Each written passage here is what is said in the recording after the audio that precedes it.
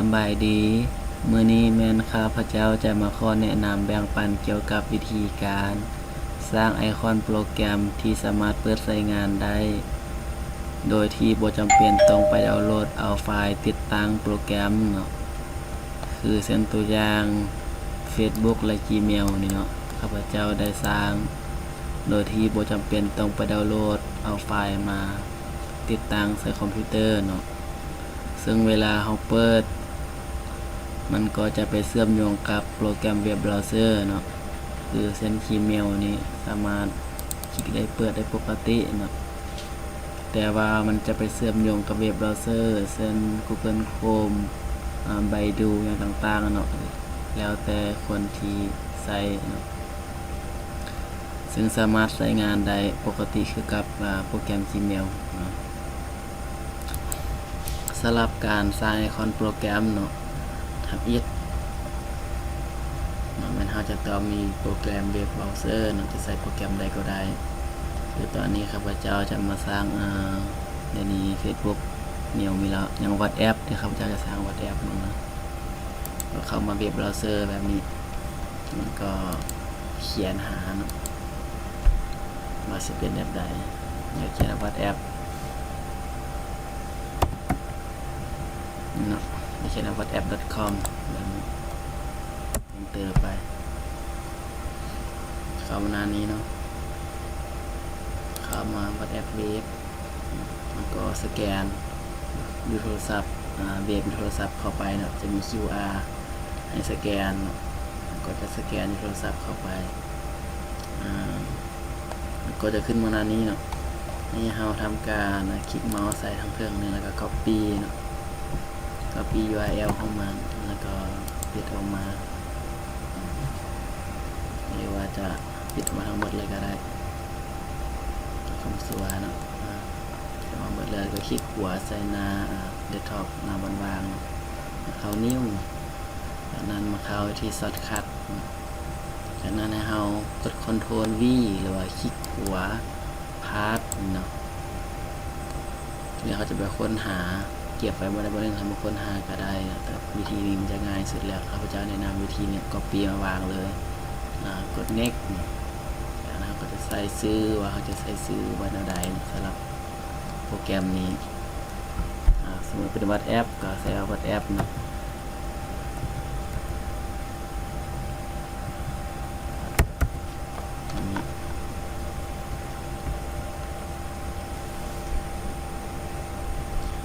กด Finish ก็จะได้หน้าตาแบบนี้เนาะเป็นลักษณะเป็นรูปเบราว์เซอร์เนาะสามารถดับเบิลคลิกเปิดได้มันก็จะเชื่อมโยงมาหาโปรแกรมเว็บเบราว์เซอร์มาเปิดWhatsApp ของเราแบบนี้ก็ถือว่าสามารถเปิดได้แล้วเนาะถือว่าง่ายได้แบบนี้มาสร้างหน้าต่างของมันให้เป็นรูปโปรแกรมเนาะเปลี่ยนไอคอนของมันให้เป็นไอคอนของโปรแกรม WhatsApp ให้เรามาเข้าเว็บเบราว์เซอร์เนาะแล้วก็พิมพ์คำว่าไอคอนไอคอนฟินเดอร์เนาะเขียนคำว่าไอคอนฟินเดอร์แล้วก็เตอร์เข้าตัวที่1เลยไอคอนฟินเดอร์นี่จากนั้นเราก็จะมาค้นหาเนาะพอพิมพ์ WhatsApp เนาะ WhatsApp Enter นี่เนาะเราก็เลือกเอาไอคอนที่เราต้องการเลยคือข้าพเจ้ามักไอคอนตัวนี้เนาะก็มาคลิกใส่บทแจเนี่ยด้านล่างจะเป็นรูปสามเหลี่ยมคลิกซ้ายก็จะมีรูปแบบการดาวน์โหลดให้เลือกก็มาเลือกรูปแบบวิดีโอไอคอนเนี่ย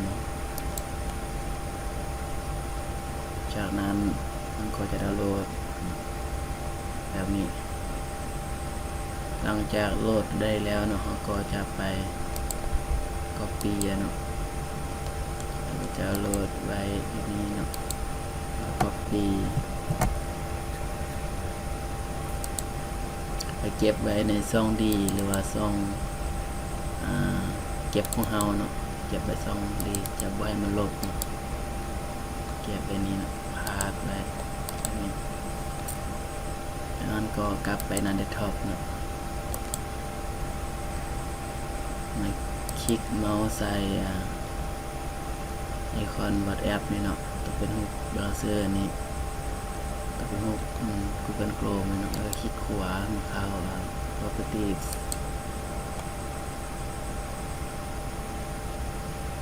จากนั้นให้มาเข้าอยู่ที่คำว่า Change Icon เนาะแล้วเข้า Browse แล้วก็มาเลือกเอาไอคอนของเราเมื่อกี้เนาะเอาไปเก็บไว้ในช่องดีนี่เนาะไอคอนดีแล้วก็ช่องดี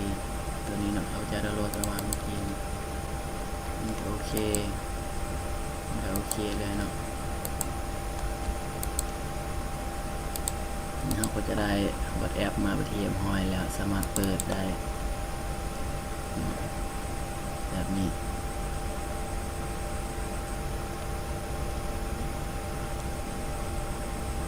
สำหรับFacebook หรืออีเมลก็เฮ็ดคล้ายๆกันเนาะก็เฮ็ดคือกันอีเมลก็เฮ็ดคือกันสัดครับเอาจะอีเมลเฮ็ดคือกันเพราะหน้านี้เขาก็จะมา copy ลิงก์มาบางจะเขียนเอาก็ได้เขียนเบอร์ไว้เว็บ.email .gmail.com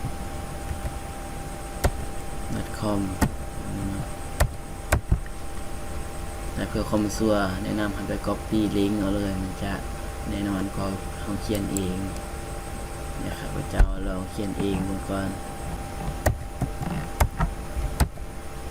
เมลเรามาเนาะ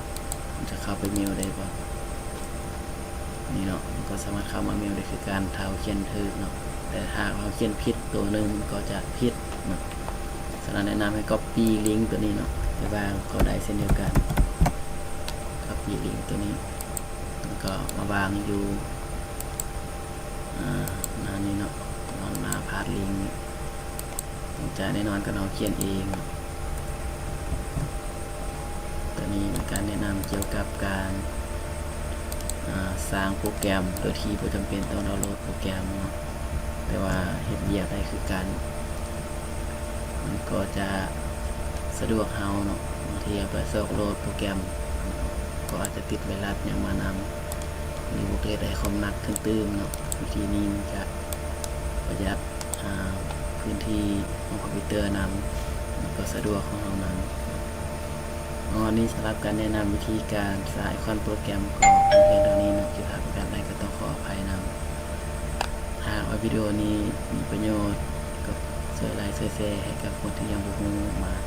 ศึกษานำกันเนาะขอขอบใจ